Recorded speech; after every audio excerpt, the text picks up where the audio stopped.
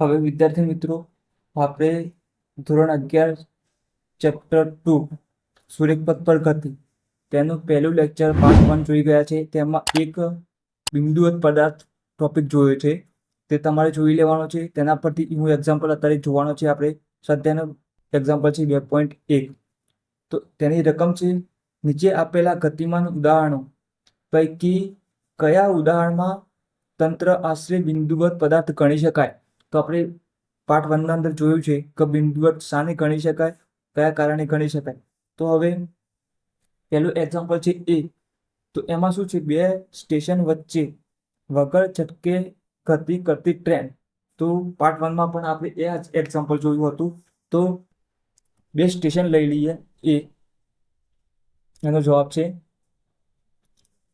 આ બે સ્ટેશન 1 લઈ લઈએ S1, અને અહીંયા બીજું સ્ટેશન લઈ લઈએ S2. તો બે ટ્રેન થઈ ગઈ. અહીંયા વચ્ચે માની લો કે ટ્રેન છે, આ ડબ્બાવાળી ટ્રેન છે. હવે ટ્રેન જાય છે, તો અહીંયા માની લો કે અંતર તમારું 20 કિલોમીટર છે. પહેલા પાર્ટ 1 માં મેં વધારી લીધું હતું, 20 કિલોમીટર અંતર છે. તો ટ્રેનની લંબાઈ વધારે કેટલી હશે? 500 મીટર હશે કે 1 કિલોમીટર હશે. તો તેની સાપેક્ષમાં આ અંતર ઘણું ઓછું છે. ટ્રેનની લંબાઈ, ટ્રેનનું પરિમાણ ઓછું છે આ અંતરની સાપેક્ષે. તો જ્યારે અંતરની સાપેક્ષે બે સ્ટેશનોની વચ્ચેનું અંતર છે, એની સાપેક્ષે ટ્રેનની પરિમાણ એટલે એનું લંબાઈ ખૂબ ઓછી હોય, ત્યારે શું કરી શકીએ છીએ? આપણે શું કરીએ છીએ કે બિંદુવત ધારી શકીએ છીએ. એટલે આ શું છે? એ વિભાગ બિંદુવત છે. તો અહીંયા આપણે શું લખવાનું છે? ટ્રેનની બિંદુવત કણ ગણી શકાય. તો ટ્રેનને બિંદુવત ગણી શકાય અથવા બિંદુવત કણ ગણી શકાય. આ થઈ ગયું.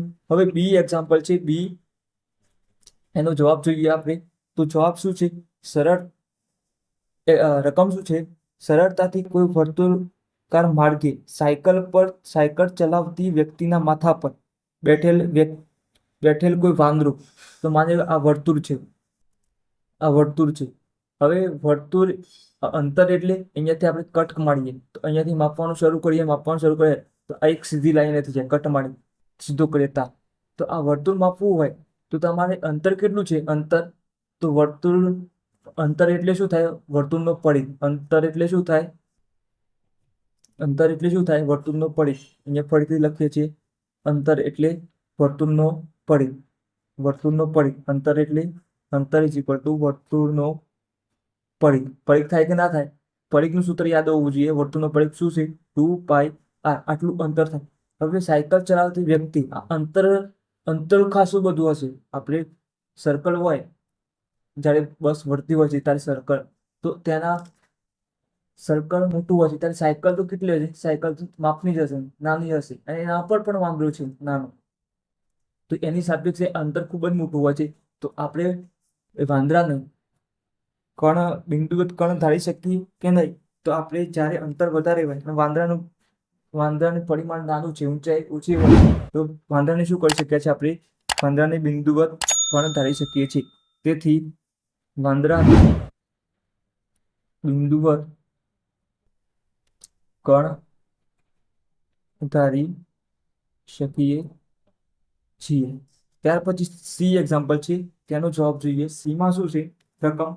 તો જમીન પર અથડાઈને તીવ્ર વળાંક લેતો સ્પિન થતો ક્રિકેટનો દડો. આ રકમ છે. જમીન પર અથડાઈને તીવ્ર વળાંક લેતો સ્પિન થતો ક્રિકેટનો દડો.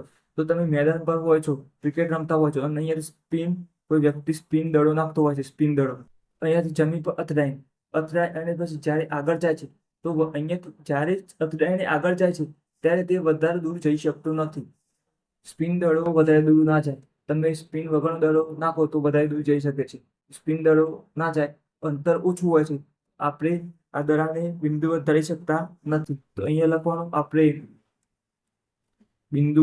સ્પિન દડાને બિંદુવત ધારી શકાય નહીં. સ્પિન દડાને બિંદુવત ધારી શકાય નથી. હવે છેલ્લું ડી એક્ઝામ્પલ છે. ડીમાં શું છે? તો અહીંયા ડીમાં જોઈ લઈએ તો ડીની રકમ છે ટેબલને કિનારી પરથી ખસીને પડતું બીકર. તો અહીંયા માની લો કે કોઈ ટેબલ છે, ટેબલ અહીંયા બીકર આ રીતના હોય છે, ત્યાં બીકર. હવે અહીંયાથી જમીન પર પડે છે તો આ જમીનની ઊંચાઈ છે, આ જમીનની ઊંચાઈ છે આ એચ, અને આ બીકરની ઊંચાઈ છે. તો અંતર વધારે નથી અહીંયા પણ. તો આપણે અંતર વધારે ના હોય તો આપણે બીકરને બિંદુ પર તાળી શકતા નથી. તેથી આપણે અહીંયા લખીશું તેથી બીકરને બિંદુઓ પણ ગણી શકતા નથી.